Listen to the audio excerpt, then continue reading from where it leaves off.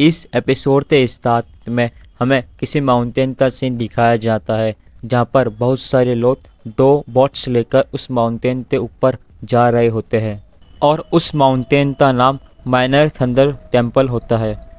और वो लोग उस माउंटेन के ऊपर जाकर उन दोनों डिब्बों को नीचे रखकर चिल्लाकर कहते हैं, ओ ब्रदर मॉन्क जो इस दुनिया के मामलों की देखरेख करते हैं, कृपया कर हमारी मदद करें।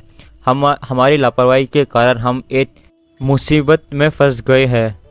यह सुनकर वहाँ के दो मॉन्क थोड़ा हैरान होते हैं। वहाँ पर एक मॉन्क आकर कहता है, तुम लोग यहाँ पर क्यों आए हो और क्या तुम लोग वो डिसाइपल नहीं हो जिन्हें हमने सिचुआन भेजा था। हमें इसके बारे में बताया जाता है। ये माइनर थंडर टेम्पल से ब्रदर मॉन्क है। वो डिसाइपल बोलता है, आप सही बोल रहे हो, हमें सीनियर एल्डर मॉन्क से ऑर्डर मिला था कि हमें जांगू जाना है। वो मॉन्क बोलता है, फिर तुम यहाँ पर क्या कर रहे हो? तुम्हें सिचुआन में जाकर एक बेस स्थापित करने तो नहीं बोला क्या? वो डिसाइपल उन दोनों डिब्बों को ओपन कर बोलता है, प्लीज़ हमें माफ़ कर दीजिए।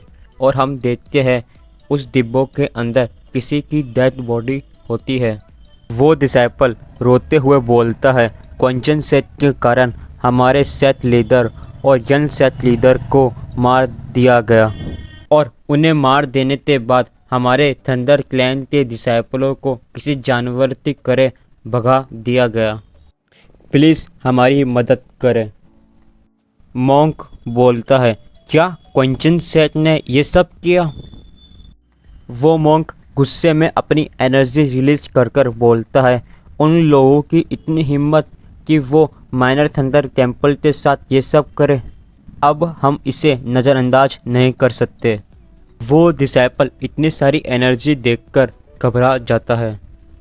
वो मॉन्क गुस्से में बोलता है, मैं हुकेम को इस मामले को निपटाने के लिए भेजूंगा और तुम्हें अपने किए पर पछतावा होगा क्वेंचन सेट। और हम देखते हैं बहुत से सीज़न चले जाते हैं और एक साल बीत जाता है। सीन चेंज होकर हमें किन्हीं दो बंदों को दिखाया जाता है। वो दोनों लोग कह रहे होते हैं, इस विंटर में बहुत ज़्यादा स्नो पड़ी है और अभी के समय में मौसम पहले से अच्छा हो गया है। दूसरा बंदा कहता है, आखिरकार बाहर जाने के रास्ते ओपन हो गए हैं और सिचुआन से यहाँ आने की कोशिश करने वाले लोगों की भी लाइन लगी हुई है और फाइनली हम भी कुछ व्यापार कर सकते हैं। चलो इसके बाद एक ब्रेक लेते हैं। सीन चेंज होकर हमें शैडो मास्टर को दिखाया जाता है। वो कह रहा होता है, वो असैसिन कहीं दिखाई क्यों नहीं दे रहा? क्या वो उस दिन के बाद से चेंडू छोड़कर चला गया? हाँ, ऐसा हो सकता है क्योंकि ये जगह इतनी शांत क्यों होती वो इधर होता तो। और हम देखते हैं शैडो मास्टर के पास से एक लड़का जाता है जो शैडो मास्टर को देखता है और शैडो मास्टर के पास एक गाड़ी आकर रुकती है और उस गाड़ी के अंदर से आवाज़ आती है, अंकल। शैडो मास्टर ये सुनकर कहता है, अब ये कौन है? और हम देखते हैं उस गाड़ी के अंदर से लिसुआ निकलती है और भागकर शैडो मास्टर के गले लग जाती है, जिसे देखकर शैडो मास्टर कहता है, सोहा तुम यहाँ क्यों हो? लिसुआ कहती है, आप मेरे से मिलने नहीं आए तो मैं यहाँ पर आ गई और मुझे बहुत ज़्यादा खुशी है कि आप अभी तक ठीक हो। शैडो मास्टर बोलता है, बेवकूफ़, तुझे वापस गए इतना भी समय नहीं हुआ और क्या तुम इतने दूर तक अकेले आए हो? और इस बार काफ़ी ज़्यादा बर्फबारी हुई है। लिसोहा कहती है, अंकल चिंता मत करो, मैं अपने दोस्त के साथ आई हूँ। शैडो मास्टर, क्या दोस्त के साथ?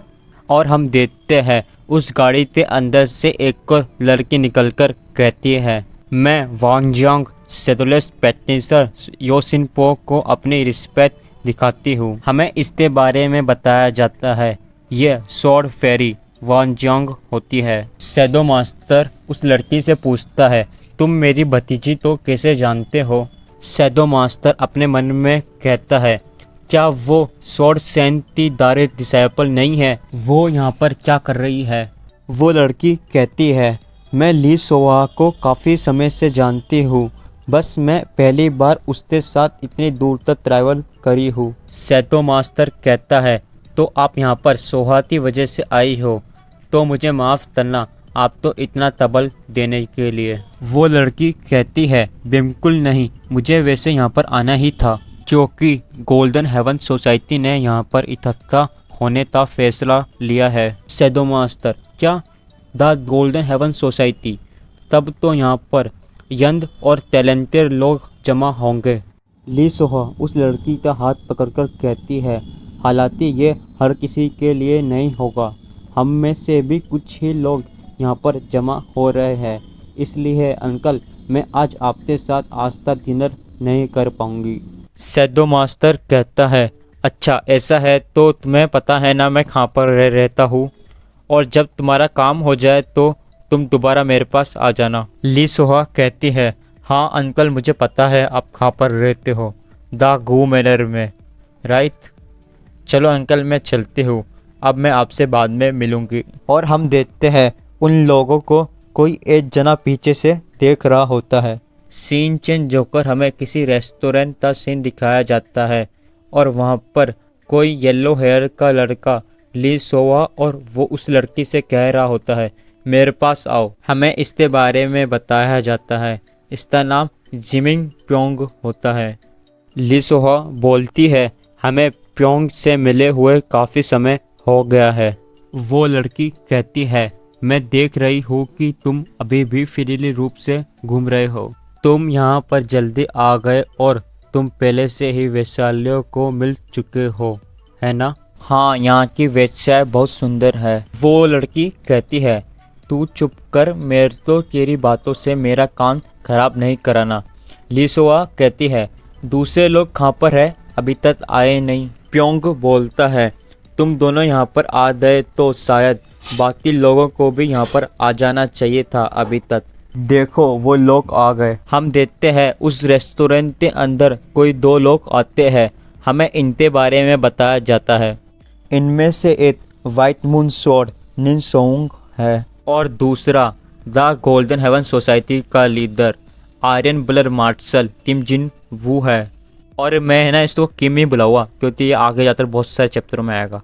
किम वहाँ पर आकर कहता है, बहुत दिनों से नहीं मिले दोस्तों। और हम देखते हैं वो लोग आपस में बातें करने लग जाते हैं और किम बोलता है, ऐसा लगता है कि हम सबसे लास्ट में आए हैं। ली सोहा बोलती है, ऐसा नहीं है, हम भी अभी ही पहुंचे हैं यहाँ पर। किम किसी चीज़ को सेंस कर थोड़ा हैरान हो जाता है। स्वॉर्ड फेरी बोलती है, क्या हुआ किम, क्या बात है? किम बोलता है, मुझे ऐसा सेंस हुआ कि कोई हमें देख रहा है। प्योंग हंसते हुए बोलता है, शायद इस रेस्टोरेंट के अंदर हर कोई हमें ही देख रहा है। किम बोलता है, तुम अभी भी वैसे ही हो जैसे पहले थे। और हम देखते हैं उन लोगों के ऊपर वही लड़का नज़र रख रहा होता है जो शैडो मास्टर की छुपकर बातें सुन रहा था। वो लड़का मन में कहता है, द गोल्डन हेवन सोसाइटी। और हमें पता लगता है कि यह प्योवल है। और चलो ये चैप्टर यही समाप्त होता है और परसों से ना लगभग 30 या 40 मिनट की वीडियो आएगी। और मेरे को ना कमेंट करते बता देना मैं एक्सप्लेन करने में कहाँ पर गलती कर रहा हूँ। और चलो बाय, इतना ही बोलना था मेरे को।